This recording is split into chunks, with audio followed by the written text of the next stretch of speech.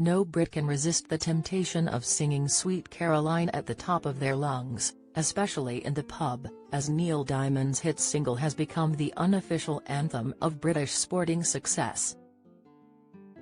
The American singer-songwriter has enjoyed a glittering career spanning 7 decades, selling more than 130 million records worldwide. Neil, 83, has written some of the most recognizable songs in pop history, including Solitary Man and I'm a Believer. With BBC Two dedicating a night to the music legend, a Grammy Award-winning member of the Rock and Roll Hall of Fame no less, we take a look at Neil's life today.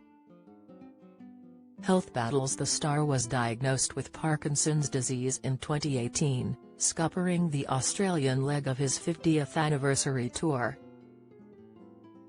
He went on to quit concert touring altogether, telling fans, "It is with great reluctance and disappointment that I announce my retirement.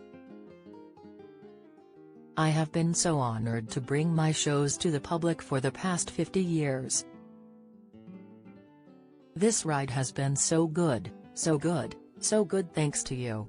In an interview on CBS Sunday Morning last year, Neil told how it had taken him a year or two to come to terms with his diagnosis of the incurable brain condition, which causes shaking, slow movements and stiffness.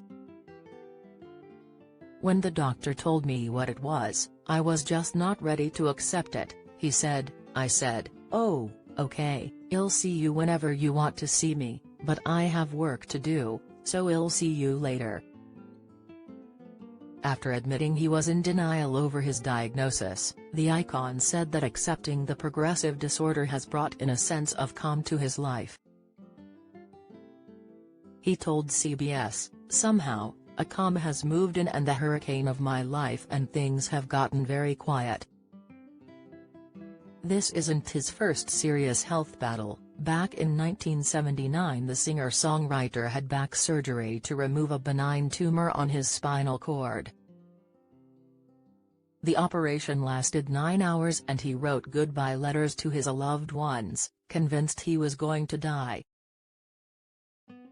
Third marriage. Neil is married to music manager Katie McNeil, falling for his third wife when she was 42 and him 71. The star says it was strictly business when they first began working together. "There was nothing," he told Mail Online. "She was just another business person handing me work to do and another business person I was trying to get away from. I stopped trying to get away after a year or so, once I got to know the person she was, and I liked that person very much. Katie's got a big heart and she's very transparent. I can read her heart from a mile away. She does a terrific English accent too, which makes me laugh every time."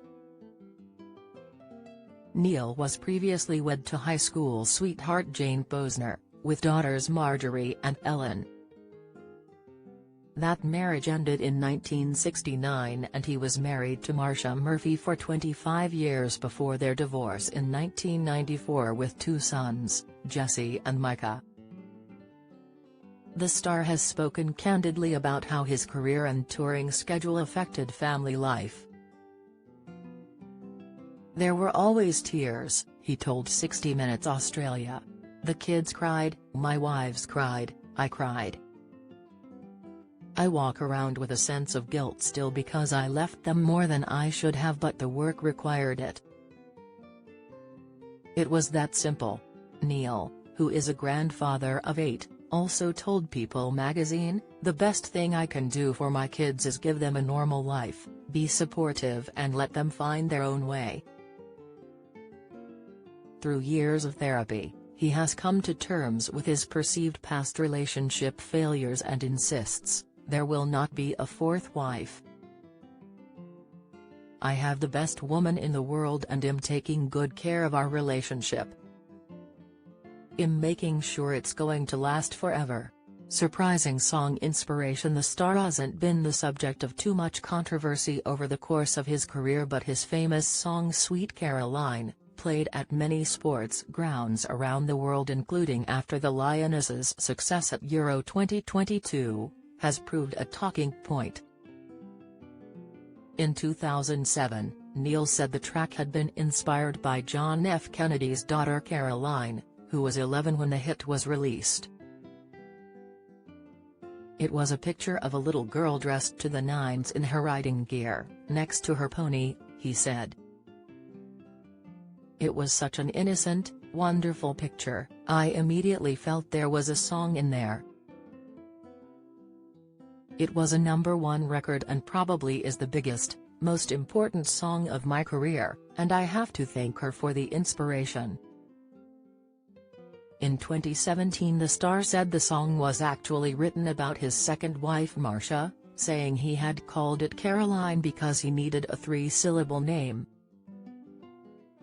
In 2012, the tune had been banned from a U.S. football university game which was in the midst of a sex abuse scandal, due to the lyrics, "Touching me, touching you."